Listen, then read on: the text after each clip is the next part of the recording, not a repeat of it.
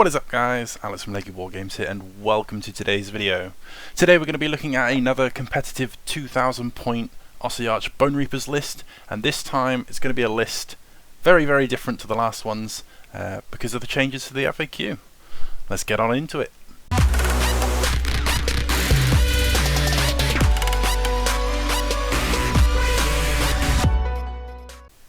Alrighty guys, so welcome to today's video.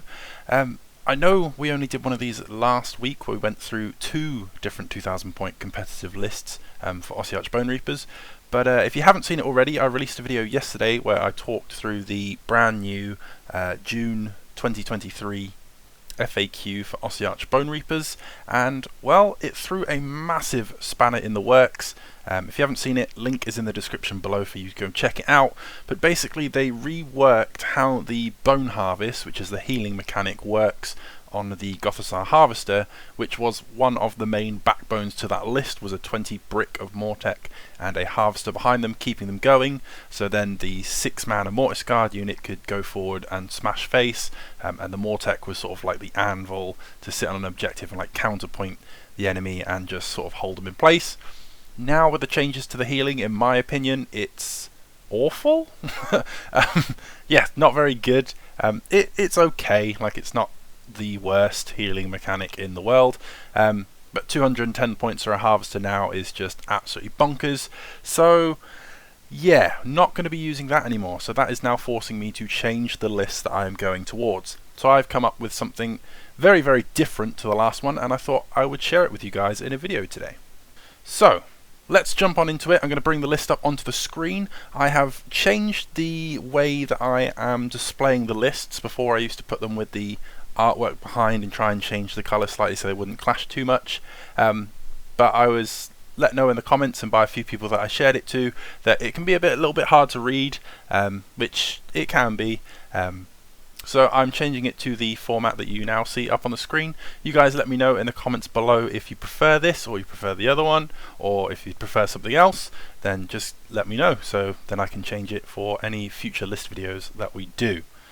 But anyway, let's get on into it. So I'm going to read through the list as we did last time, and then we're going to go back through the list, dissect it, and I'm going to tell you why things are in the list.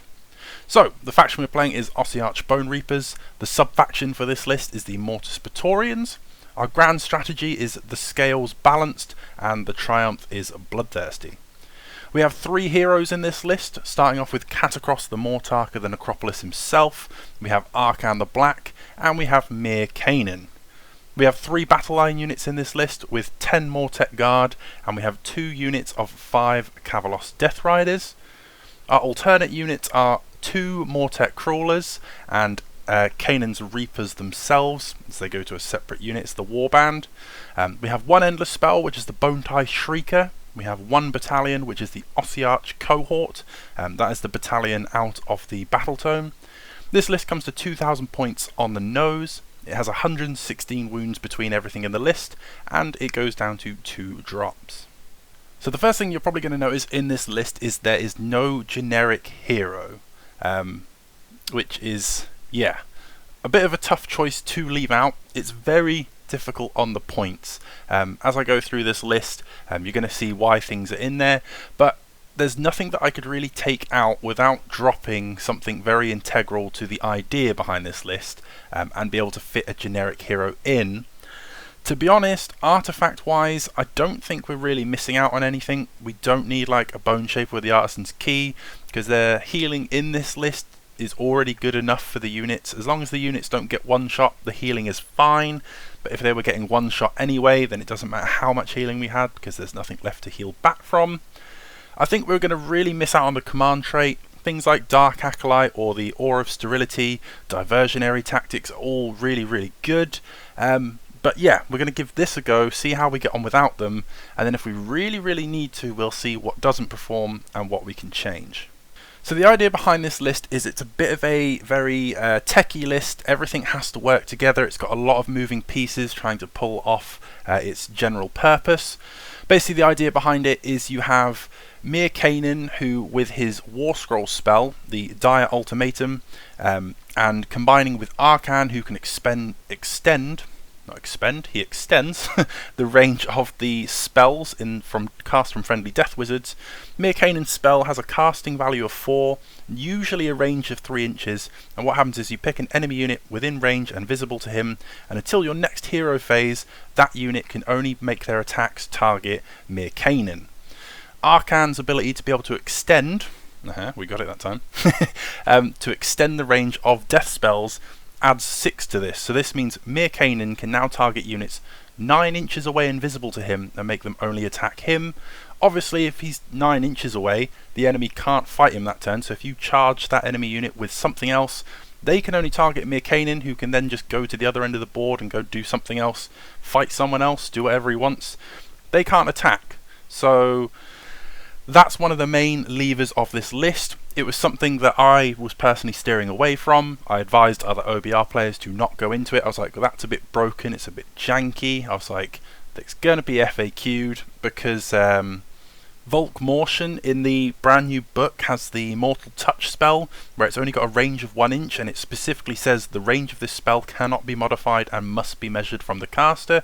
So I was like, well, it's going to be obvious that Mirkanen's spell is going to be FAQ'd to include that same text, because, well, that's how it's supposed to be, isn't it? It's supposed to be him walking up to the enemy and basically challenging them and going, right, you're going to fight me, no one else, let's do it, and, you know, kind of have that little like one-on-one.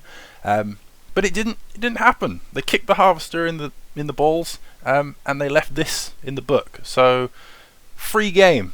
Let's do it. Let's use the Dire Ultimatum and make everybody cry, and then Games Workshop will probably take it away.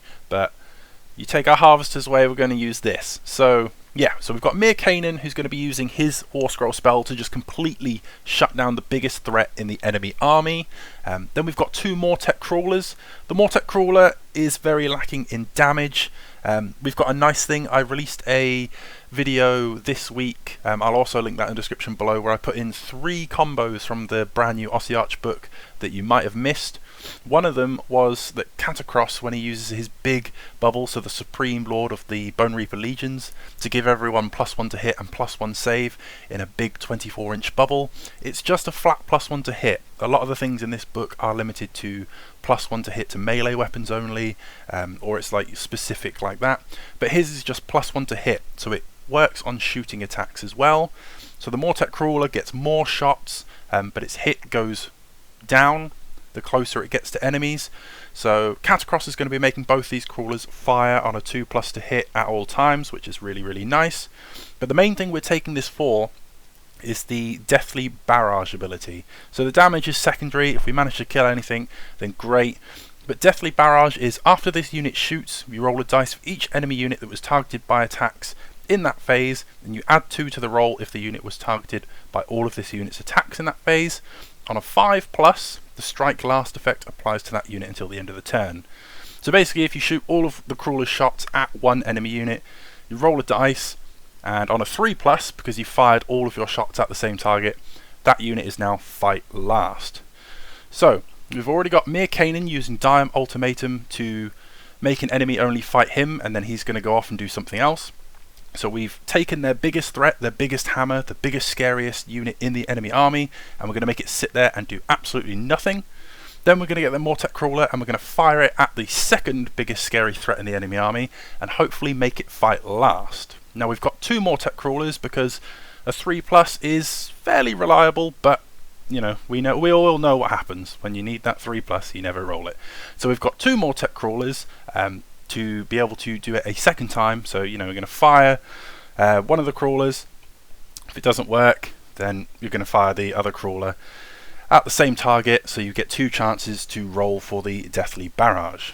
Because what's going to happen is it's after this unit shoots, so you're going to shoot the crawler, then you're going to roll for Deathly Barrage. You'll know if you've got that off beforehand, so you know if the enemy's going to be striking last, which is great because we've got 2 units of Death Riders in this list who are our mobility. They're going to be moving up and sort of tag teaming the enemy unit, hopefully, that we're going to be making fight last.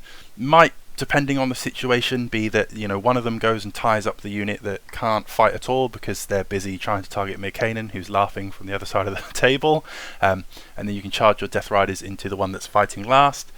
Originally in this list, I didn't have the 10 Mortek Guard, and I had 3. I dropped the Bone Tie Shrieker, I dropped the Mortek Guard, and I had 3 units of Death Riders. So that was my thinking, was 2 units are going to go into the enemy that's fighting last, and 1 is going to go and tie up the unit that can't do anything. But hopefully, if all goes well, we're going to make 1 unit not do anything because they can't fight Mir Canaan. Then we're going to make another enemy fight last. We're going to double charge Death Riders into them. The Death Riders have their unstoppable charge, so they cause mortal wounds on impact. Then between them, they have 16 attacks in a unit because they've got 3 attacks with their blades. The champion gets +1 attack, and there's 5 of them, so it's going to be 16 attacks from each unit. So that's going to be giving us 32 Netherite blade attacks, which obviously can explode on 6s. We've got Arcan in this list, who is a formidable wizard. We can cast the Empower Netherite weapons on one of the units, so they can be exploding on 5s if we really want them to. All depends on the target priority and how much, well, we need that thing dead, which, well, is what we're trying to do. So we're going to get the 32 sword attacks in, we're going to get 2 lots of impact hits from both those units. The enemies fight last, so we're going to get all of that off before the enemy gets to strike us back. The Bone Tie Shrieker is in this list. I'm debating whether I swap it out for the Soul Stealer Carrion, purely because there's not very many bodies in this list, so taking objectives off of big hordes will be very difficult, but my thinking is, because we're going to be trying to fight the enemy first, if we get the Bone Tie Shrieker in there, they now can't use Inspiring Presence, so the point is to go in, cause so much damage, hopefully not take a lot back, and then just make the enemy flee from Battle Shock. It also combos up really nicely because in the FAQ they said that Curse of Years, you can continue to roll for Curse of Years even if the enemy negates the mortal wound. So if someone, say, has a ward save, you deal a mortal wound from Curse of Years and they pass the ward save so they don't actually get hurt from it, because you still caused the mortal wound in essence, even though they saved it, you can continue rolling as long as you've beaten the dice number that you needed. So if you were rolling for 6s in the first one, you caused 2 mortal wounds and they saved both of them, you still get to then roll the 2 dice going on to 5s, and so on and so forth. So you either run out of dice because you've rolled under the number, or the enemy has died. So the Bone Tie Shrieker doubles up in that case. It softens up Curse of Years targets if they have a ward save, and it also makes enemies run away who we're hopefully going to be causing lots of damage to. Bigger horde units generally tend to be weaker, things like goblins, so Death Riders will have no problem being able to punch lots of goblins in the face, and hopefully making them run away. That's also the unit that gets shot at by the double crawler, potentially, so even if they just cause sort of 3-4 wounds there, the Death Riders come in, cause another sort of 10-15 casualties onto a low unit like that, then yeah, we're hopefully going to be inflicting lots more death through just denying them that inspiring presence. We have the big man himself, Catacross. We mentioned him slightly through being able to give the crawlers +1 to hit, but his main thing in the list is the fact that he is just, as we spoke about in the other list video, if you haven't seen it, to me Catacross is really good at being aggressive at fighting enemy heroes. Now that he has his do nothing, this one's mine, and he can fight on that bottom bracket, which is a amazing profile, to be able to basically get like 8 attacks out of Catacross, with that -3 rend and 3 damage, well, that's half of them, with his halberd, and then he gets another -2 rend 2 damage attacks with his shield, and you still get like 7 attacks with the retinue blades, and now he has Netherite weapons, so he can explode hits. You can put Empower Netherite weapons on Catacross if you really need to. You throw him into something big, something scary that's, your Death Riders aren't going to be able to deal with, like Bloodthirsters or something like that. Again, you want to be making sure that you're calling the shots. You don't want to get Catacross charged. You want to be making sure he goes into the target that you want him to fight. But between having the double crawlers, being able to shut people down with Mir Canaan, the whole point of this list is getting into the fights that you want and not what the enemy wants. And that's also why we're in Mortis Praetorians, the sub-faction. That's the one that allows you, after the enemy has made a charge in their turn, you can then charge one of your units in their charge phase. Again, really messing with that sort of sequence of things, being able to stop enemies' plans. If they're looking to get 2 units into your sort of line, into your back line, then you can just throw a unit of Death Riders or the 10 Mortek Guard out there and sort of block the enemy off with that. So yeah, we've got Catacross in there, so he is going to be giving the +1 hit to the crawler, as well as everyone else. Again, those Death Riders, those 16 attacks, they hit on 3s, they get the +1 to hit from Catacross. He's now making them hit on 2s, again increasing that chance of being able to do more damage before we get hit back. Hopefully the enemy target is on fight last. And he's also giving everyone +1 save. So Mir Kanan is a 3-up save, he's now going to be a 2+. The Death Riders are going to be on a 3+ save. Catacross boosts himself to a 2+ save. He makes Arcan a 2+ save. So I know he's a lot of points, and he's probably, I don't want to say the first thing I drop from this list, but you know, he's the big points investment in this list. Like, you need Arcan and Mir Kanan to be able to pull off that shenanigans of making enemies be able to do nothing. So he is the big point sink that probably would be optionally to drop, but I'm going to see how he performs in this list, because he is doing quite a lot of things at the same time, and he is your big anti-hero threat. Arcan, we've touched on the main things Arcan does. Arcan is there to boost the spell range for Mir Kanan, so he can pull the shenanigans and just stop enemies doing things in their track. As well as that, he's still Arcan the Black. You know, he's still the amazing spellcaster with the +2 to cast and unbind. You're going to be able to Curse of Years down enemy units. He's very tanky now with his 14 wounds. He's going to be getting a 2+ save off of Catacross. He's there to make sure you can get things like Drain Vitality, Power and Netherite Weapons, Reinforced Constructs, those kind of spells off really nicely. He's also a good way to get Mortal Contract off, and that way we can be doing some chip damage to the enemy throughout the game. So if there's any targets that are sort of backboarding, or they're not sort of your priority 1 or 2 targets to be doing sort of the Mir Kanan and Crawler combo on, then you can still be getting damage off to the enemy into their backline, because Arcan's range, like Curse of Years, is 24 inches. Same with the Mortal Contract, it's normally 18, but he boosts it up with his +6 inches to all his spells. Between him and Catacross as well, they can target up to 3 units a turn to do the healing. Death Riders are obviously only 3 wounds, so if anyone is hurt, one of them's going to heal them up, then the other one's just going to return a whole model a turn. So between the two of them, they're always able to basically bring back a Death Rider a turn, because like I said, if one of them's hurt, one of them's going to heal it, one of them's going to restore. We've only got 2 units of Death Riders and the Mortek Guard really that are going to be healing back. They can also affect Kanan's Reapers, who a lot of people sleep on those guys. They're 2 wounds each, and each model, I didn't even realise this myself until I started writing this list earlier today, but each of the models in that unit counts as 3 for the purposes of controlling objectives. So that can be really sneaky. You've got what looks like 5 Mortek Guard, and they actually count as 15 blokes on an objective. That could really throw someone off. You know, if you charge them and say you're 10 Mortek Guard on there, you've actually got 25 bodies in terms of like capture weight on that objective, so that's really, really nice. They're 2 wounds apiece again, so even though it only looks like 5 guys, they've actually got 10 wounds. Mir Kanan can heal them back 3 guys at a time, even at 2 wounds, with his Bone Tithe ability.